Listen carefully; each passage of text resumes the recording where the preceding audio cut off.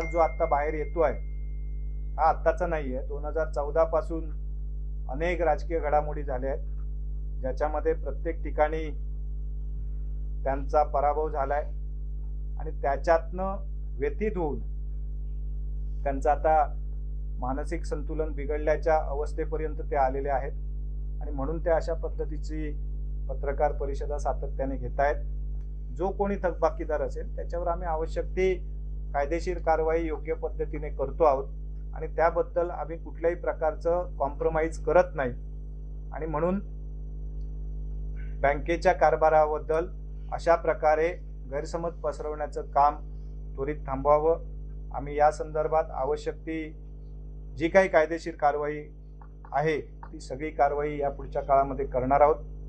आदरणीय निलेशजी राणेसाहेब यांचं तर आणि त्याच्या व्यतिरिक्त त्याच्यापूर्वी सुद्धा मला वाटतं आपल्याच प्रश्नाला सावंतवाडीमध्ये निलेशजींनी एक उत्तर दिलेलं होतं की या पुढच्या काळामध्ये कोणीही कोणावर आरोप प्रत्यारोप करणार नाही आणि या संदर्भातले जे काही विषय असतील ते बसून चर्चा करून सोडवले जातील. पत्रकार परिषदेसाठी उपस्थित सर्व पत्रकार, उपस्थित सर्व माझे सहकारी संचालक, उपस्थित बँकेचे CEO आणि अधिकारी, आज खरं तर सिंधुदुर्ग जिल्हा बँकेच्या बाबतीत ज्या काही वेगवेगळ्या पत्रकार परिषदेच्या माध्यमातून काही आरोप केले गेले त्याचं उत्तर देण्यासाठी आज या ठिकाणी पत्रकार परिषदेचं आयोजन करण्यात आलेलं आहे. सिंधुदुर्ग जिल्हा मध्यवर्ती सहकारी बँक ही मागची 17 वर्ष मधला एक 2 वर्षाचा काळ वगळता महाराष्ट्राचे माजी मुख्यमंत्री, विद्यमान खासदार, आमचे सगळ्यांचे नेते आणि मार्गदर्शक आदरणीय नारायणराव राणे साहेब यांच्या नेतृत्वात गोडधोड करते आहे. त्यातल्या बँकेच्या सभासद असलेल्या सर्वांनी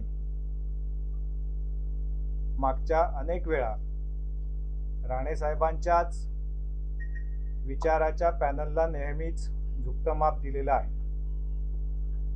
त्याचं कारण की आदरणीय राणे साहेबांचा या बँकेच्या कारभारावर आणि प्रत्येक गोष्टीवर एक बारकाईने लक्ष असतो.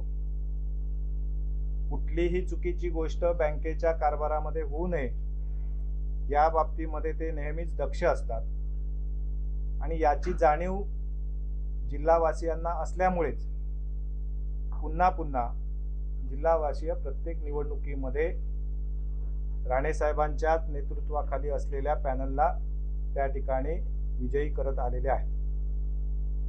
आता मी चेअरमन म्हणून या ठिकाणी कार्यरत असताना आपल्यालाही सगळ्यांना माहिती आहे की आदरणीय राणे साहेबांनी त्या ठिकाणी जबाबदारी दिली आणि तेव्हापासून आम्ही मागची 4 वर्ष माझ्यासोबत उपाध्यक्ष म्हणून आदरणीय काळशेकरजी आणि त्यांच्यासोबत माझे सगळे सहकारी संचालक,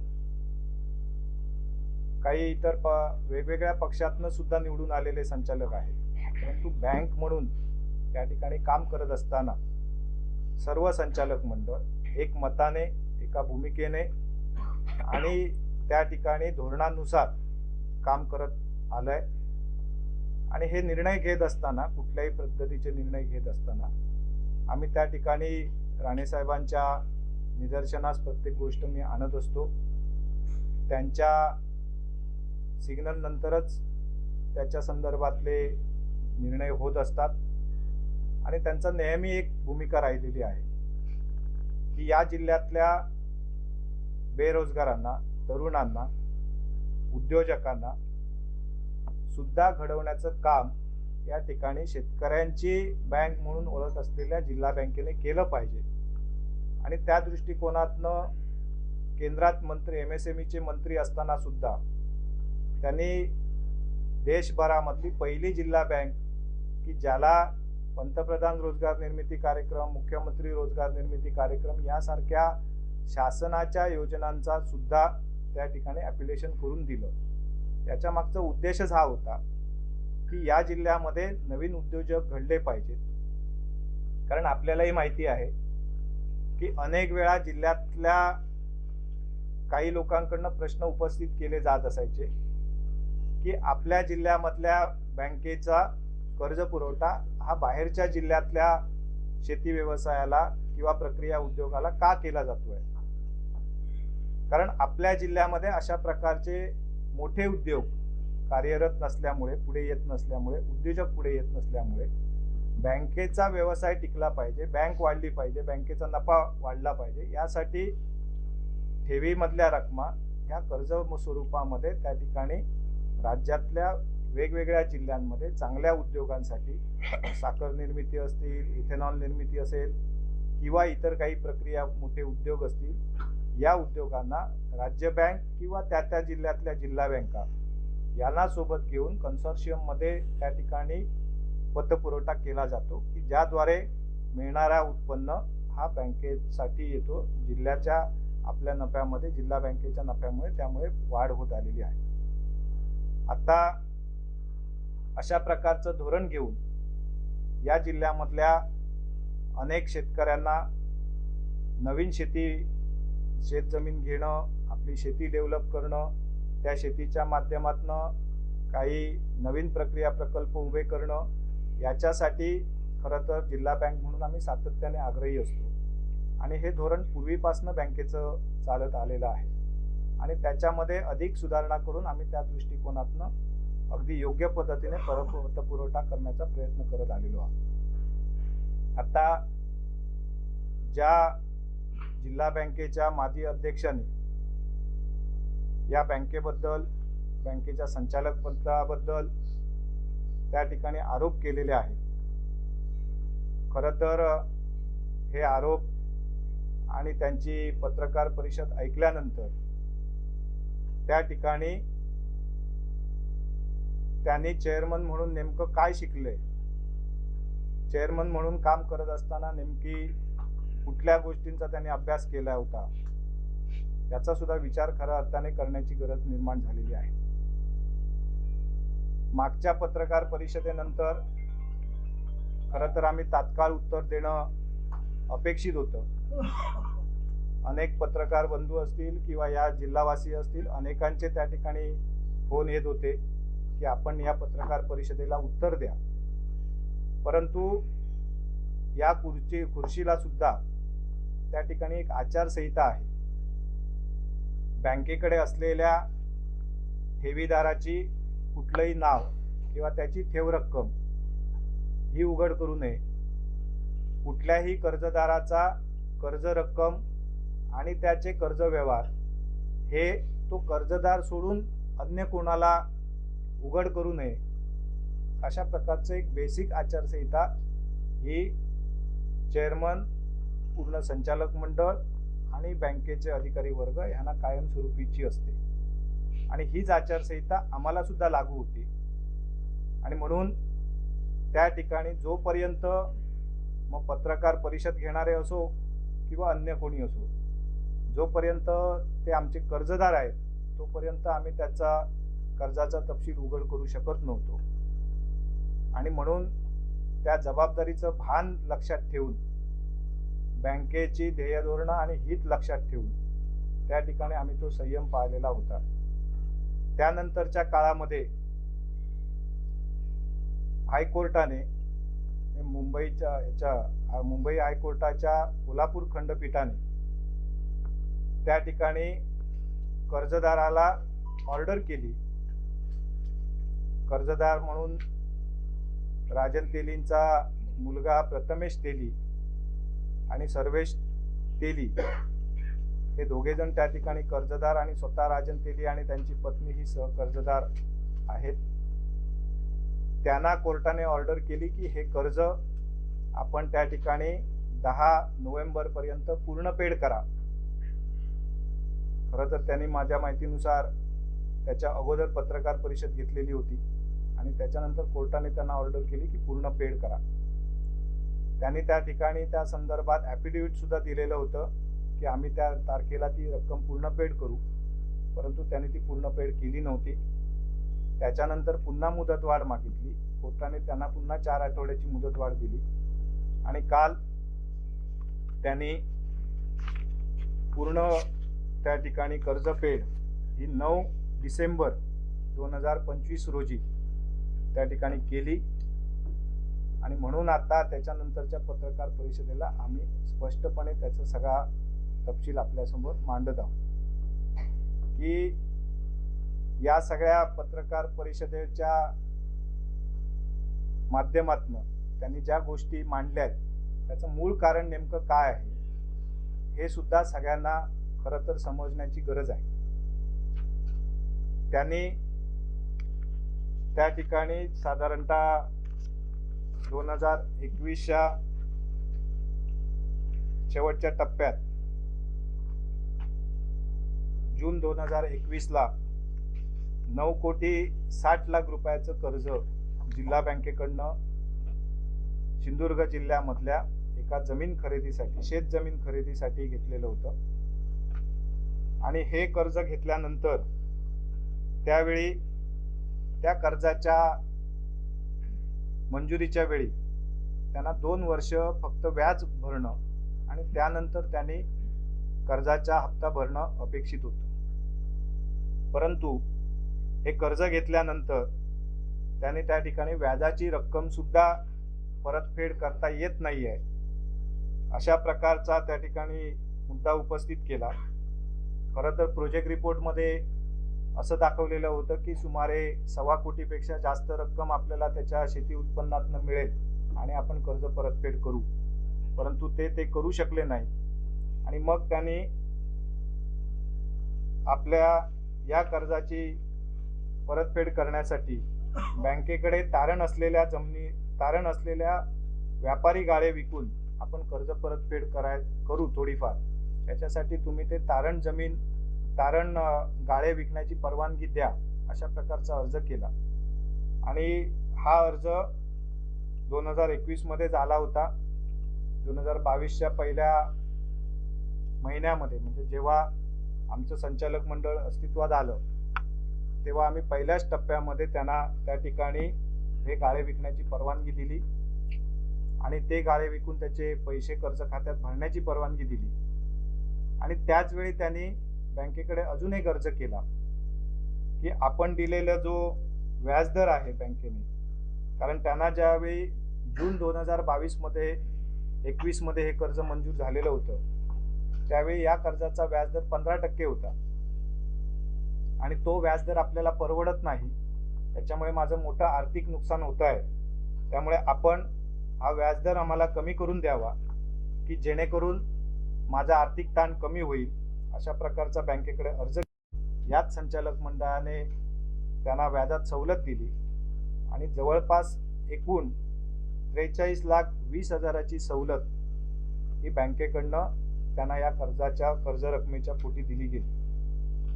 तरी सुद्धा गाळे विकूनही पैसे बँकेकडे भरले गेले नाहीत. व्याजाची सवलत देऊन सुद्धा बँकेचं कर्ज वसूल होत नव्हतं आणि म्हणून जेव्हा हे कर्ज थकबाकी झालं त्यावेळी त्याच्यावरची कायदेशीर कारवाई सुरू करण्याशिवाय बँकेकडे कुठलाही पर्याय उपलब्ध नव्हता. आणि या संदर्भात जेव्हा त्यांना बँकेने रीतसर पहिली नोटीस दिली आणि त्यांना सांगितलं की तुमचं थकबाकी असलेलं कर्ज त्या ठिकाणी पूर्णपेड करण्यासाठी आपण पावलं उचला. खरं तर 21 डिसेंबर 2023ला हे खातं थकबाकी झालेलं होतं, NPAत गेलेलं होतं आणि म्हणून बँकेने सातत्याने त्यांना त्याच्यानंतरच्या काळामध्ये पाठपुरावा चालू ठेवलेला होता.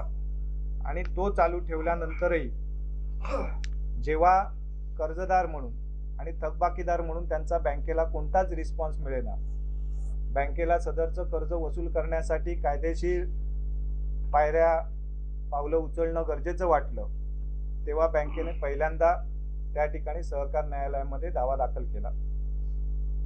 कारण की जेव्हा मार्च 2023ला त्यांनी शेवटपर्यंत सांगितलेलं होतं बँकेला की मी मार्चच्या शेवटच्या दिवशी हे पैसे पूर्ण पेड करतो, परंतु त्यांनी त्यावेळी थकबाकी पूर्ण पेड केली नाही आणि जवळपास हजारो थकबाकीदारांची इतक्या वर्षातली सगळी थकबाकीची रक्कम ही 80 कोटीच्या घरात होत होती आणि ह्या एकाच कर्ज खात्यामुळे आमचा NPA हा जवळपास 92 कोटीच्या पुढे गेला. म्हणजे एकाच कर्ज खात्यामुळे आमची बँकेचा बॅलन्स शीट मधला NPA ची वाढ ह्या एकाच कर्ज खात्यामुळे झाली आणि त्यामुळे त्यानंतर नाबार्ड असेल किंवा RBI असेल या सगळ्या यंत्रणेकडनं बँकेला विचारणा केलं गेलं की याच्यावर आपण का कारवाई करत नाही आणि म्हणून मग बँकेला सगळ्याच ज्या न्यायालयीन बाजू आहेत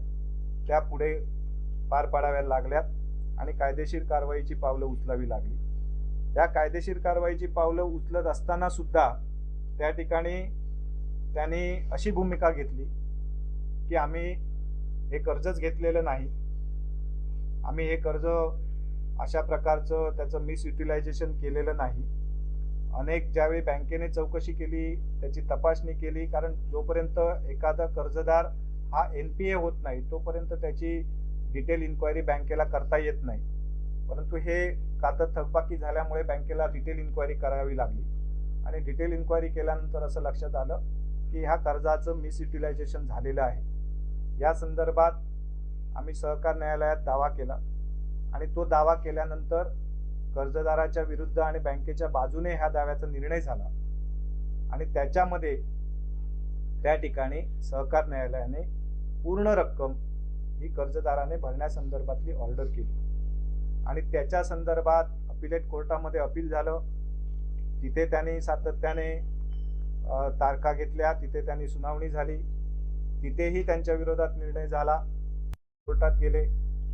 खरं तर त्याच्या व्यतिरिक्त या सगळ्या लोकांच्या नावे असलेल्या सगळ्या जमिनींवर त्या ठिकाणी ताबा घ्या आणि अटॅचमेंट लावा अशा प्रकारची ऑर्डर केली आणि ती ऑर्डर झाल्याच्या नंतर आपण त्या ठिकाणी महसूल विभागाकडे पत्रव्यवहार केला. त्यांच्या सिंधुदुर्गातल्या आणि रायगड जिल्ह्यातल्या सगळ्याच प्रॉपर्टीवर त्या ठिकाणी अटॅचमेंट झाली आणि कोर्टाने ऑर्डर केलेली होती की तुम्हाला कुठलीही प्रॉपर्टी विकता येणार नाही जोपर्यंत सिंधुदुर्ग जिल्हा मध्यवर्ती सहकारी बँकेचं थकबाकी कर्ज आपण भरत नाही. आणि असा कोर्टाचा निर्णय झालेला असताना सुद्धा त्या ठिकाणी आपली बँकेची रक्कम भरणा होत नव्हती आणि म्हणून त्या ठिकाणी पुढची जप्तीची कारवाई सुरू करण्यासाठी पावलं बँकेने उचलली. त्यावेळी त्याच्यातली काही रक्कम त्यांनी भरणा केली आणि त्यानंतर पुन्हा त्यांनी अपिलेट कोर्टाकडे जमीन विकण्याची परवानगी मागितली. अपिलेट कोर्टाने त्यांना काही काळाची संधी दिली, परंतु तरी सुद्धा ते भरवू शकले नाहीत. शेवटी हायकोर्टामध्ये ही केस गेली आणि हायकोर्टाने त्यांना पूर्ण रक्कम, कुठली तरी एखादी जमीन विका आणि पूर्ण रक्कम भरा अशा प्रकारची ऑर्डर केली आणि त्याच्यातनं त्यांना ही पूर्ण रक्कम बँकेला भरावी लागली. आणि या सगळ्यातनं आम्ही दिलेल्या 9,49,98,000 कर्जाच्या अगेन्स्ट त्यांना 15,29,60,000 एवढी व्याजासह आणि सगळ्या दंड रकमांसह ह्या रकमा भराव्या लागल्यात. आणि हे करत असताना कर्जदार म्हणून बँकेने जे सहकार्य करणं अपेक्षित होतं ते त्या पातळीवर बँकेने केलेलं होतं. संचालक मंडळाने सुद्धा त्यांना कर्ज भरण्यासाठी ज्या काही सवलती त्यांनी वेळोवेळी मागितल्या त्या सवलती बँकेने त्यांना दिलेल्या होत्या. असं असताना सुद्धा त्यांनी कर्ज परतफेड करण्यासाठी जी टाळाटाळ केली, जो विलंब केला, त्याच्यामुळे शेवटी न्यायालयीन दावे करावे लागलेत आणि त्याच्यातनं ह्या ऑर्डर झाल्यानंतर त्यांना कर्ज भरावं लागलं. आणि खरं तर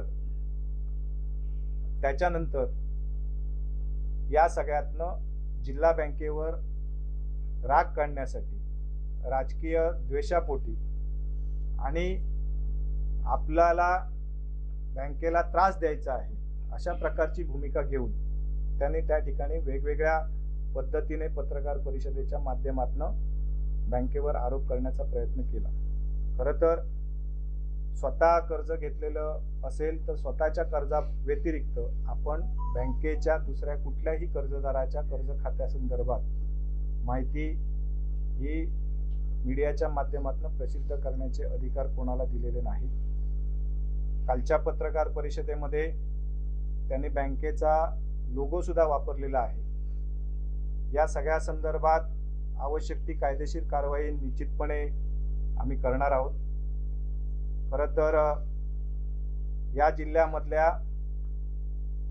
उद्योजकांसाठी, शेतकऱ्यांसाठी आणि महिलांसाठी कर्ज देत असताना त्यांची बॅलन्स शीट बघून आजपर्यंतच्या इतिहासामध्ये जिल्हा बँकेने कधी कर्ज पुरवठा केला नाही। कारण जर बॅलन्स शीट बघून कर्ज पुरवठा केला तर मला वाटत नाही की या जिल्ह्यामध्ये 10% सुद्धा त्या ठिकाणी नवीन उद्योजक उभे राहू शकतील। आणि म्हणून पूर्णतः विश्वासाने आणि या जिल्ह्यात उद्योजक घडावा, या जिल्ह्यातला शेतकरी उभा राहावा या दृष्टिकोनातून बॅलन्स शीट न बघता ज्याची बॅलन्स शीट कमकुवत आहे त्याची बॅलन्स शीट अधिक सक्षम करण्यासाठीच बँक त्याच्या पाठीशी उभी राहते आणि हीच भूमिका घेऊन त्या ठिकाणी आजपर्यंत बँकेने पतपुरवठा केलेला आहे। कालच्या पत्रकार परिषदेमध्ये त्यांनी बॅलन्स शीटचा आणि काही कर्जदारांच्या लायकीचा, त्यांच्या क्षमतेचा उल्लेख केला।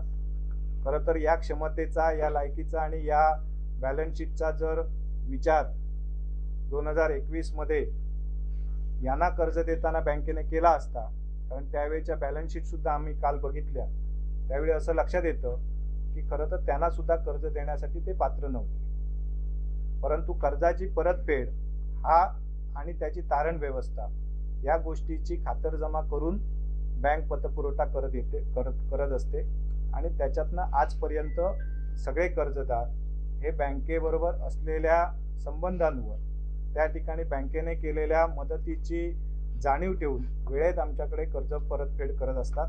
आणि म्हणून आज राज्यामध्ये ही बँक नावारूपास किंवा अग्रगण्य राहण्याचं खरं कारण हेच आहे की आमच्या बँकेचा NPA जो आहे हा नेट NPA 0% राहिलेला आहे। ग्रॉस NPA सुद्धा हा कधी 3%च्या पुढे जात नाही आणि हीच खरं तर आमच्या या सिंधुदुर्ग वासियांनी बँकेला दिलेली साथ आहे। आणि म्हणून याच मुद्द्यामुळे बँक पहिल्या 3 क्रमांकाच्या यादीमध्ये सातत्याने राहते, त्याचं खरं कारण हे आहे। आणि म्हणून नेहमीच थकबाकीदारावर कुठल्याही प्रकारची दयामाया न दाखवता योग्य मार्गाने त्याची कर्ज वसुली करणं ही भूमिका आम्ही बँकेने सातत्याने ठेवली आणि तीच भूमिका आम्ही त्यांच्या बाबतीत ठेवलेली होती। आता कर्ज घेतल्यानंतर सुद्धा जर कर्ज परतफेड करायची नाही आणि त्या ठिकाणी आपण दुसऱ्यांना दरोडेखोर म्हणणार असू तर अशा एखाद्या प्रशिक्षित दरोडेखोराने बँकेवर अशा प्रकारचे आरोप करणं ही खरं तर हास्यास्पद गोष्ट आहे। राजकीय द्वेष, राजकीय राग मनीष दळवी म्हणून वैयक्तिक मनीष दळवीवर असेल, पालकमंत्री म्हणून नितेशजी राणे यांच्यावर असेल, तो काढण्याचा, राजकीय द्वेष काढण्याची जागा ही जिल्हा बँक नाही।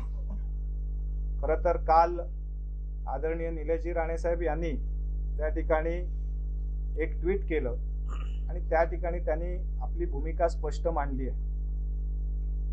ते जर आदरणीय निलेश राणे साहेबांचं नेतृत्व मानत असतील तर त्यांनी त्यांचा सल्ला ऐकावा। राजकीय आरोप प्रत्यारोप हे राजकीय प्लॅटफॉर्मवर येऊन करावेत, कारण ही जिल्हावासियांची बँक आहे। जिल्हावासियांनी त्यांच्या कष्टातनं कमवलेला रुपया या ठिकाणी डिपॉझिट म्हणून ठेवलेला आहे आणि या 42-43 वर्षाच्या वाटचालीमध्ये आज ही बँक एवढा छोटासा जिल्हा असून सुद्धा रत्नागिरी जिल्ह्यातनं वेगळं झाल्यानंतर आज आपण रत्नागिरी, रायगड यासारख्या जिल्ह्यांना मागे टाकून जिल्हा बँक पुढे जाते, हे खरं तर जिल्हावासियांसाठी एक अभिमानाची गोष्ट आहे। 4000 कोटीचा व्यवसायाचा टप्पा हातात चालू असताना आम्ही जबाबदारी हातात घेतली आणि आज 4 वर्षाचा टप्पा आमचा पूर्ण होत असताना आम्ही तो 4000 कोटीचा टप्पा 7000 कोटीच्या पुढे घेऊन जाण्यामध्ये यशस्वी होतो आहे। याचा अर्थ की आम्ही योग्य पद्धतीने आणि पारदर्शकपणे कारभार करतो, कुठल्याही चुकीच्या पद्धतीचा कर्ज व्यवहार आम्ही करत नाही आणि हे सगळं करत असताना जो ठेवीदारांचा आणि जिल्हावासियांचा आमच्यावर विश्वास आहे त्याच्यामुळेच हा जिल्हा छोटासा असताना सुद्धा त्या ठिकाणी इतक्या मोठ्या प्रमाणामध्ये बँकेची उलाढाल वाढते आणि राज्यातल्या कुठल्याही जिल्हा बँकेचा इतक्या टक्क्याने व्यवहार वाढत नाही, व्यवसाय वाढत नाही, तेवढा व्यवसाय आपला जिल्हा बँकेचा वाढतो आहे. ही जिल्ह्यासाठी एक अभिमानाची गोष्ट आहे. म्हणून राजकीय रोष, राजकीय आरोप प्रत्यारोप करण्यासाठी आणि त्याला सामोरं जाण्यासाठी मनीष दळवी म्हणून मी सक्षम आहे. कारण आपल्याला जिल्हावासियांना माहिती असेल, हे सगळे राग जो आत्ता बाहेर येतो आहे हा आत्ताचा नाही आहे. 2014 पासून अनेक राजकीय घडामोडी झाल्या आहेत, ज्याच्यामध्ये प्रत्येक ठिकाणी त्यांचा पराभव झालाय आणि त्याच्यातनं व्यथित होऊन त्यांचं आता मानसिक संतुलन बिघडल्याच्या अवस्थेपर्यंत ते आलेले आहेत. आणि म्हणून ते अशा पद्धतीची पत्रकार परिषदा सातत्याने घेत आहेत. या माध्यमातनं माझी त्यांना विनंती राहील की बँकेला आणि जिल्ह्याला या ठिकाणी आपल्या वादामध्ये ओढण्याची गरज नाही. तुम्हाला राजकीय जे काय आरोप प्रत्यारोप करायचे असेल ते आपण समोरासमोर येऊन करा, त्याचं उत्तर देण्यासाठी आम्ही सक्षम आहोत. परंतु अनेकांच्या आयुष्यभराच्या योगदानातनं ही उभी राहिलेली संस्था आहे, ही उभी राहिलेली बँक आहे, जी आज राणेसाहेबांच्या नेतृत्वाखाली त्या ठिकाणी राज्यामध्ये डौलाने पुढे जाते आहे. देशामध्ये याचं नावलौकिक आहे. अनेक मार्किंगमध्ये, अनेक त्या ठिकाणी स्पर्धांमध्ये बँक अव्वल राहिलेली आहे. त्यामुळे बँकेवर जर खऱ्या अर्थाने आपण जे पत्रकार परिषदेत सांगतात की आमची बँकेवर प्रेम आहे, बँकेबद्दल आम्हाला आस्था आहे, आणि ती जर असेल तर या सगळ्या वादामध्ये बँकेला ओढण्याची गरज नाही. कारण बँकेमध्ये कुठलाही चुकीचा व्यवहार होत नाही आणि तो व्हायला आम्ही देणार नाही आणि तो आम्ही कुठल्याही पद्धतीने करणार नाही. कारण या बँकेवर जिल्हावासियांचा विश्वास आहे आणि ही जिल्हावासियांची बँक आहे. त्यांनी उभी केलेली, त्यांच्या सगळ्यांच्या सहकार्यातून उभी राहिलेली बँक आहे. याला एक उज्ज्वल अशा प्रकारचा इतिहास सुद्धा आहे आणि तो इतिहास कायम ठेवून त्या ठिकाणी राज्याला, देशाला अभिमान वाटेल आणि जिल्हावासियांना सुद्धा अभिमान वाटेल अशा प्रकारचं काम करण्याची जबाबदारी आम्ही खांद्यावर घेतलेली आहे. आणि त्या दृष्टिकोनातनं आम्ही सगळं संचालक मंडळ आम्ही काम करतो आहोत. जे काही आम्ही कर्ज वितरण करतो आहोत ते विनाव्याज कोणाला देत नाहीत. इथे बसून आम्ही कुठल्या देणग्या देत नाहीत. आम्ही 14%, 15%, 12% जे काही धोरणानुसार व्याज ठरलेलं आहे ते रितसर व्याज घेऊन बँकेचा नफा वाढवतो आहोत. आजपर्यंत जे काही कर्ज दिली आहेत ती कुठलीही थकबाकी नाहीत.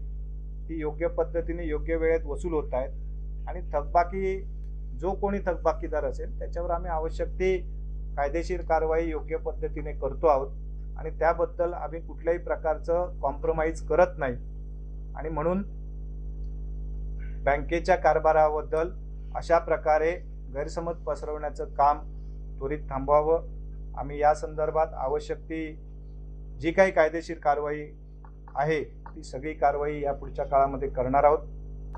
बँकेबद्दल तुम्हाला जे काही तक्रारी असतील त्या त्यांनी आमच्याकडे स्वतः लेखी स्वरूपात यापूर्वी वर्ष, दीड वर्ष सातत्याने केलेले आहेत, वेगवेगळ्या स्तरावर केलेले आहेत.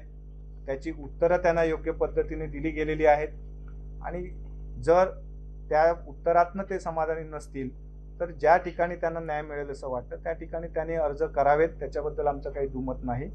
परंतु अशा प्रकारे चुकीच्या पद्धतीने पत्रकार परिषदा घेऊन त्या ठिकाणी बँकेची बदनामी केलेलं आम्ही अजिबात खपून घेणार नाही आणि हे आम्हीच नाही तर जिल्हावासीय सुद्धा खपून घेणार नाही.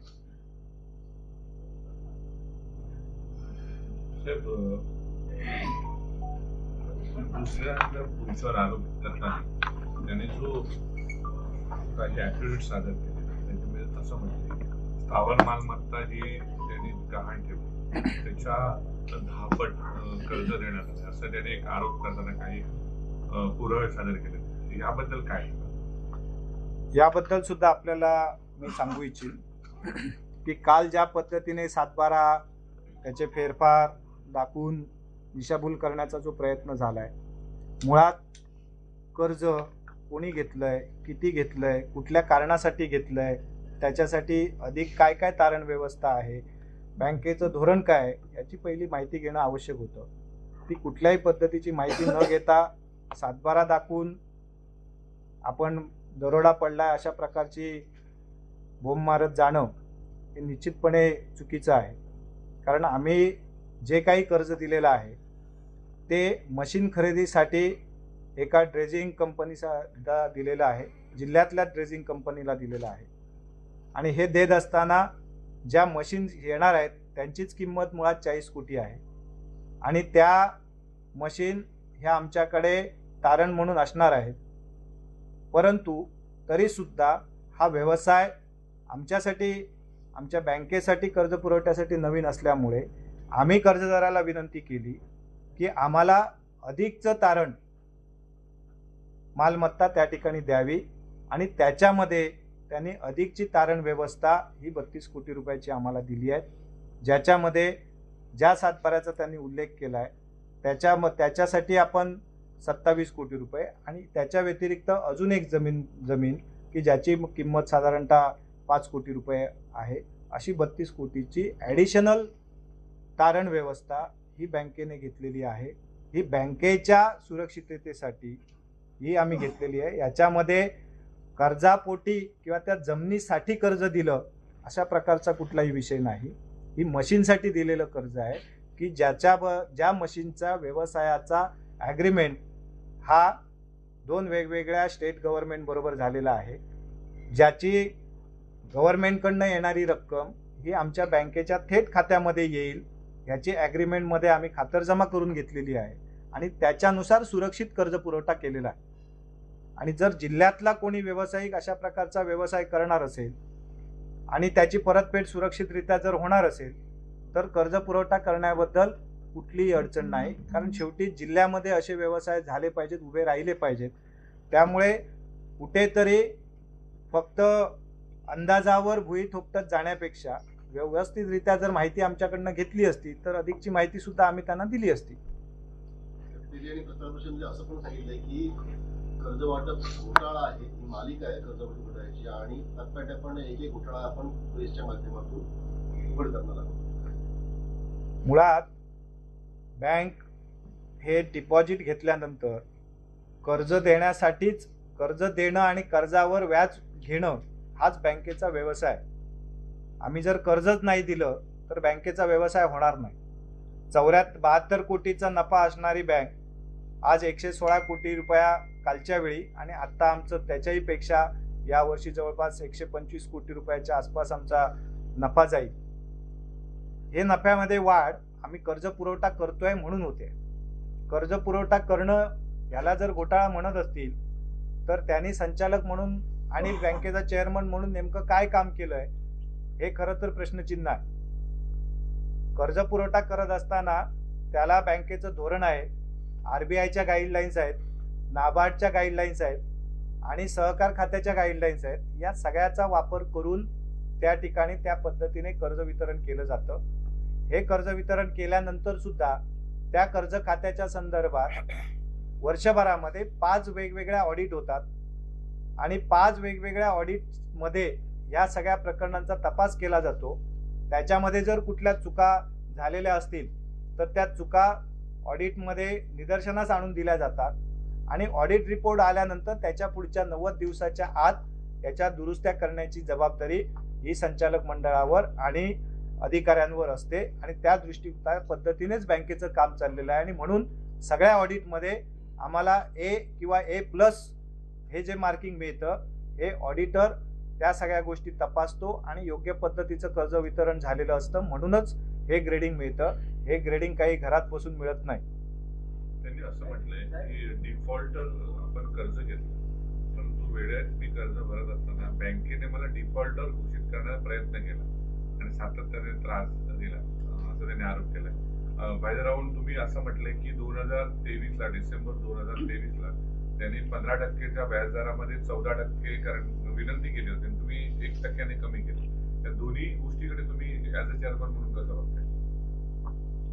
बँकेच्या कुठल्याही कर्जदाराला कर्ज दिल्यानंतर खरं तर कर्ज वितरण हे आमच्या अगोदरच्या संचालक मंडळाच्या काळामध्ये झालेलं होतं. परंतु कोणी कर्जदार असला तरी तो कर्जदार त्याची कर्जाची रक्कम व्यवस्थितरित्या बँकेकडे परतफेड करण्यासाठी आवश्यक ती जी काही मदत बँकेला करणं आवश्यक असतं, मग त्याच्यामध्ये त्याचा व्यवसाय एक्सपांड करायचा असेल, वाढ करायची असेल, तर त्याच्यासाठी त्याला आर्थिक मदत आवश्यक असेल, त्याला काही त्याच्यावर अन्याय होत असेल तर त्याला सवलतीचा काळ देणं आवश्यक असेल, तर किंवा त्याचा व्यवसाय अडचणीत आलेला असेल आणि काही काळानंतर त्याच्या व्यवसायामध्ये तो स्थिर होण्याची शक्यता बँकेला वाटत असेल, तर अशा काळामध्ये त्याला ती वाढ करून कालावधी वाढ करून देण्याची आवश्यकता असेल, अशा पद्धतीच्या सवलत देण्याचे अधिकार हे बँकेच्या संचालक मंडळाला असतात. त्या दृष्टिकोनातनं आम्ही त्यांना आवश्यक ती जे काही त्यांचे ॲप्लिकेशन्स यायचे त्याच्यातलं योग्य मागणी आम्ही वेळोवेळी पूर्ण केल्यात. परंतु त्या मागणी पूर्ण झाल्यानंतरही बँकेच्या कर्जाची परतफेड होईना आणि सतत जवळपास वर्ष दीड वर्षापेक्षा जास्त काळ ही रक्कम NPA राहिली, म्हणून आम्हाला न्यायालयात जावं लागलं. आता जर न्यायालयामध्ये आम्ही चुकीच्या पद्धतीने गेलो असतो, चुकीच्या पद्धतीने कारवाई केली असं जर न्यायालयाच्या निदर्शनास आलं असतं, तर जवळपास 4 कोर्टामध्ये बँकेच्या बाजूने निर्णय झाले नसते आणि त्यांच्या विरोधात निर्णय झाले नसते. सर, असं म्हणायचंय का की राजन तेली यांना 2.5 वर्षांमध्ये 9 कोटीच्या कर्जापोटी 15 कोटी NPA गेल्या महिन्यात भराव्या लागल्या आणि हा राग त्यांनी वैयक्तिक बँकेवर आणि वैयक्तिक मनीष दळवी यांच्यावरती काढलाय का? कारण प्रेसमध्ये त्यांनी असंही म्हटलं की जिल्हा बँकेवरती जे चेअरमन असतात ते 1.5 वर्षांतर बदलले जातात, मात्र सतत मनीष दळवी जे आहेत ते जिल्हा बँकेत आता ही जी टर्म सुरू आहे त्यापासून मनीष दळवी चेअरमन आहे. मुळात मी सुरुवातीलाच आपल्याला सांगितलं की त्यांना कर्ज घेतल्यानंतर ते मी कर्ज परतफेड करणारच नाही, बँकेला काय ते करून घेऊन दे, अशा प्रकारच्या ज्या वल्गना याच्या पूर्वीच्या सुद्धा काळामध्ये त्यांनी केल्या आहेत, त्याचं उत्तर कोर्टाच्या ऑर्डरने त्यांना मिळालं. कर्ज घेतल्यानंतर मग तो कोणी असो, सगळ्यांना समान न्याय असतो. या बँकेमध्ये मग ते संचालक म्हणून संचालकांनी घेतलेलं कर्ज असो, त्यांच्या नातेवाईकांनी असो किंवा सामान्य कर्जदारांनी असो, प्रत्येकाला न्याय सारखाच असतो. याच्या संदर्भात त्यांना हे कर्ज पूर्ण व्याजासह भरावं लागलं, याचा खरं तर त्यांच्या मनामध्ये मोठा राग आहे आणि त्यामुळेच बँकेला बदनाम करावं, बँकेला त्रास द्यावा आणि मनीष दळवीला टार्गेट करावं, हा त्याच्या मागचा उद्देश आहे. राजकीयदृष्ट्या त्यांच्या आणि आमच्यामध्ये अनेक वेळा मतभेद झालेत, म्हणून मी सुरुवातीला पण सांगितलं की जे काही राजकीय मतभेद असतील त्या राजकीय मतभेदांबद्दल आरोप प्रत्यारोप करण्यासाठी बँकेला मध्ये ठेवण्याची गरज नाही. समोरासमोर आम्ही लढायला सक्षम आहोत आणि तेवढी क्षमता आमच्यामध्ये आहे आणि हे आम्ही वेळोवेळी सिद्ध केलं आहे. आणि म्हणूनच आम्ही स्वतःला मी मत न घालता सुद्धा त्या ठिकाणी मोठ्या मताधिक्याने निवडून आलो आणि त्यांना या ठिकाणी पूर्ण प्रचार करण्याची आणि मतदारांपर्यंत पोहोचण्याची संधी असताना सुद्धा 2 वेळा जिल्हा बँकेमध्ये पराभव पत्करावा लागला.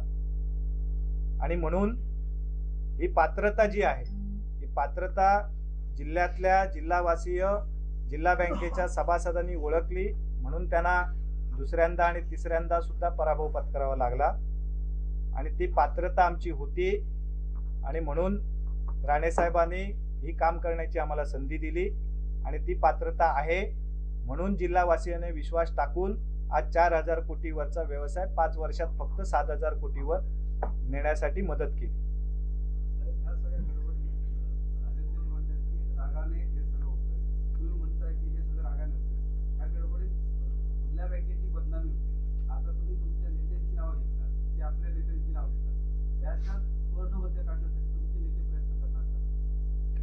काल मला वाटतं आपण जर ट्विट बघितलं असेल आदरणीय निलेशजी राणेसाहेब यांचं, तर आणि त्याच्या व्यतिरिक्त त्याच्यापूर्वी सुद्धा मला वाटतं आपल्याच प्रश्नाला सावंतवाडीमध्ये निलेशजींनी एक उत्तर दिलेलं होतं की यापुढच्या काळामध्ये कोणीही कोणावर आरोप प्रत्यारोप करणार नाही आणि या संदर्भातले जे काही विषय असतील ते बसून चर्चा करून सोडवले जातील आणि तशा पद्धतीच्या महायुती म्हणून आम्हाला सूचना सुद्धा होत्या आणि एक कर्जदाराबद्दल त्याच्या कर्ज खात्याबद्दल न बोलण्याची एक आचारसंहिता होती.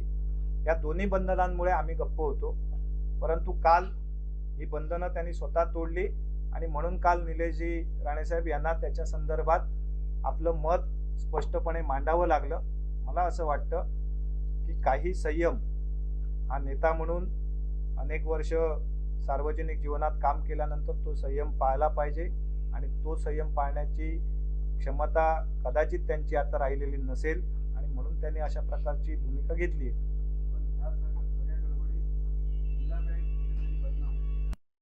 की जिल्हा बँकेला कोणी विनाकारण बदनाम करण्याचा प्रयत्न करू नये. या संदर्भातले आवश्यक सगळे कायदेशीर ज्या काही कारवाई करणं आवश्यक आहे ते आम्ही निश्चितपणे करणार. परंतु बँकेच्या ठेवीदारांना, जिल्हावासियांना, राज्यातल्या जनतेला बँकेची पण बाजू समोर गेली पाहिजे आणि ती बाजू मांडण्यासाठी म्हणून आज आम्ही पुढे आलो आणि ही बाजू स्पष्टपणे आपल्या समोर मांडली आहे की जेणेकरून बँकेने नेमकं काय केलं आहे हे सुद्धा सगळ्यांना समजलं पाहिजे आणि त्या दृष्टिकोनातनं त्याच्या संदर्भातली सगळी माहिती मी आपल्या समोर आज मांडलेली आहे.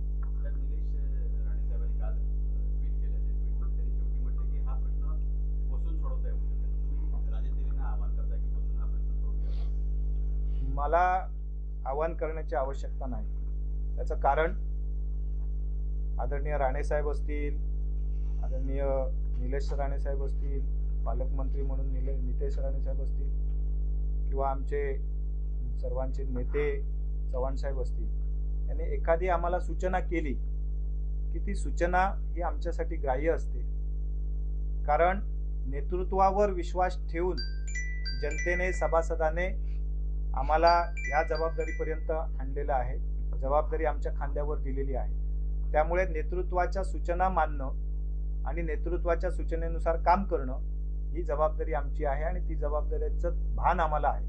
आणि म्हणून त्यांनी एखाद्या वेळी थांबा म्हटलं की थांबणं, त्यांनी एखाद्या वेळी म्हटलं की याचं उत्तर द्या तर ते देणं, त्याप्रमाणे आम्ही काम करतो.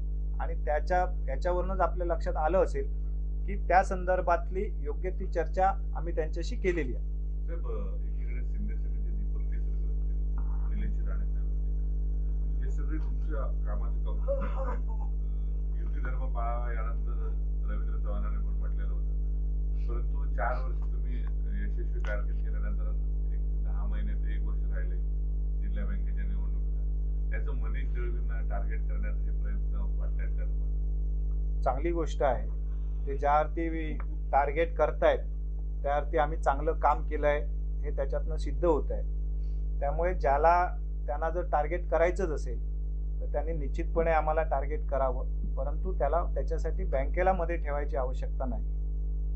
आम्हाला राजकीयदृष्ट्या हवं त्या पद्धतीने टार्गेट करा आणि बँकेच्या कारभारावर जे काही आरोप करण्याचे प्रयत्न दोन्ही वेळा झाले त्यावेळी दोन्ही वेळा त्यांच्याच नेत्यांनी त्याच्या संदर्भातली उत्तरं त्यांना दिलेली आहेत. त्यामुळे खरं तर आम्ही त्यांना वेगळं काय सांगण्याची आवश्यकता नाही. वरिष्ठ पातळीवर कुठेतरी युतीचे संकेत मिळतात. असं असताना कुठेतरी असे प्रकार घडत आहेत युतीमध्ये. कुठे जिल्हा परिषद आगामी पंचायत कुठेतरी मिठाचा खडा पडेल असं वाटते का आपल्याला? आता आपल्या प्रश्नाचं सगळ्याच उत्तर त्या ठिकाणी मिळत आहे. आपण मागच्या पत्रकार परिषदेचं टायमिंग बघा आणि आजच्या पत्रकार परिषदेचं टायमिंग बघा. मागच्या पत्रकार परिषदेचं टायमिंग हे बरोबर नगर परिषदांच्या निवडणुकांचं बिगुल वाजण्याच्या सुरुवातीलाच होतं आणि आजच्या पत्रकार परिषदेचं सुद्धा टायमिंग हे जिल्हा परिषदेच्या निवडणुकांच्या तोंडावर आहे. याचा अर्थ नेमका काय आहे हे आपल्या सगळ्यांना मी काय वेगळं सांगण्याची गरज नाही. राज्य परिषदेने असं म्हटलं की दीपक केसरकर जे आहेत ते अवैध असतात, त्यांना दुसरीकडे बघितलं आपण तर आमदार निलेश राणे यांनी काल केलेलं ट्विट वैयक्तिक अजेंडा नको, त्या दोन्ही आमदारांचं म्हणणं तेही ऐकतील असं वाटतंय. खरं तर आदरणीय दीपक भाई हे संयमी आणि सुसंस्कृत नेते आहेत म्हणून ते 4 वेळा आमदार झाले आणि म्हणून त्याच मतदारसंघामध्ये यांना किती वेळा पराभव पत्करावा लागला हे सुद्धा तुम्ही विचार करा. आणि आदरणीय निलेशजी राणे साहेब हे एकदा खासदार झालेत आणि पुन्हा एकदा आमदार सुद्धा झाले. लोकांमधनं जेव्हा आपण निवडून येतो त्यावेळी लोक जेव्हा विश्वास टाकतात त्याचं कारण ती क्षमता आणि ती पात्रता असावी लागते. आणि त्यामुळे त्यांचं ऐकावं की नाही ऐकावं हे त्यांनीच ठरवलं पाहिजे. तर एक प्रश्न त्याने असं म्हटलंय की यानंतर जर तुम्ही पत्रकार परिषद घेतल्यानंतर त्यांनी असंही म्हटले की मी एकनाथ शिंदे आणि फडणवीसांकडे जाऊन मुख्यमंत्र्यांकडे जाऊन आपली बाजू मांडणार आहे, तक्रारी करणार आहे. त्यानिमित्ताने तुम्हाला प्रश्न असा आहे की तुम्ही जिल्हा बँकेवर त्यांनी काउंटर अटॅक दुसऱ्यांदा केल्यानंतर तुम्ही त्यांचे नेते उपमुख्यमंत्री एकनाथ शिंदे जे असतील किंवा फडणवीस साहेब यांची तुम्ही पालकमंत्र्यांच्या माध्यमातून भेट घेऊन हा प्रश्न मांडणार आहात? मला बँकेची बाजू मांडण्यासाठी ज्या ज्या ठिकाणी आवश्यकता असते त्या ठिकाणी मी माझी जाऊन बाजू मांडतो. त्याच्यासाठी मला कुठलीही बंधनं नाहीत. महायुतीतले नेते ज्यांना योग्य वाटेल ते त्या ठिकाणी आम्हाला बोलवतील, विचारतील, तिथे आम्ही त्या पद्धतीचं त्यांच्यासाठी माहिती उपलब्ध करून देऊ. परंतु या सगळ्याच्या मागे ते जे काही प्रयत्न करतायत, खरं तर कालच्या पत्रकार परिषदेमध्येच त्यांनी केंद्र शासनापासून, राज्य शासनापासून, नाबार्डपासून, RBI पासून ते पोलीस यंत्रणेपर्यंत सगळ्यांवर प्रश्नचिन्ह निर्माण केले, उपस्थित केले. हे प्रश्नचिन्ह उपस्थित का करावे लागतात? कारण तुमच्या तक्रारीमध्ये तथ्य नसतं म्हणून. जर इतक्या सगळ्या यंत्रणेमध्ये जर तक्रारीत तथ्य असलं असतं तर निश्चितपणे बँकेच्या विरुद्ध काहीतरी कारवाई झाली असती. आणि त्यामुळे मी पुन्हा एकदा आपल्याला सांगतो, दिशाहीन आणि तथ्यहीन तक्रारी करत बसण्यापेक्षा बँकेची बदनामी करण्याचं काम त्यांनी थांबवावं. या पुढच्या काळामध्ये त्यांनाच नाही तर त्यांच्या या प्रयत्नाला आणि त्यांच्याबरोबर अशा प्रकारचे इतर सुद्धा जे कडून प्रयत्न करतील कुठल्याही प्रकारची हयगय करणार नाही. कारण बँक ही जिल्हावासियांची आहे, सर्वसामान्य शेतकऱ्याची आहे. आणि इथे राजकारण आणू नका. इथे आत्ता सुद्धा बघा, आपण इथे जे संचालक बसलेले आहेत हे फक्त एकट्या भारतीय जनता पार्टीचे नाही आहेत, तर इतर पक्षामधनं सुद्धा जे निवडून आलेले आहेत ते सुद्धा संचालक इथे बसले आहेत. त्याचं कारण बँक आणि बँकेचं धोरण आणि त्या दृष्टिकोनातनं जिल्हावासियांना योग्य ती सेवा देणं याच्यासाठी आम्ही सगळेजण आग्रही असतो. आणि याच्यासाठीच राणेसाहेब नेहमी आग्रही असतात. आणि आम्ही आमच्याकडे जी जबाबदारी जनतेने दिलेली आहे, जिल्हावासियांनी दिलेली आहे, ही जबाबदारी योग्य पद्धतीने पार पाडणं आणि तो विश्वास कायम ठेवणं, तो विश्वास कायम टिकवणं याच्यासाठी जे काही योगदान देणं आवश्यक आहे हे आम्ही देत राहणार. अशा प्रकारे कोणी आरोप प्रत्यारोप केले म्हणून बँक बदनाम होणार नाही. लोकांना विश्वास आमच्यावर आहे, जनतेला आमच्यावर विश्वास आहे आणि त्याला आवश्यक ती ज्या ज्या पद्धतीची उत्तरं देणं आवश्यक असतील ती देण्यासाठी मी स्वतः सक्षम आहे. थँक्यू.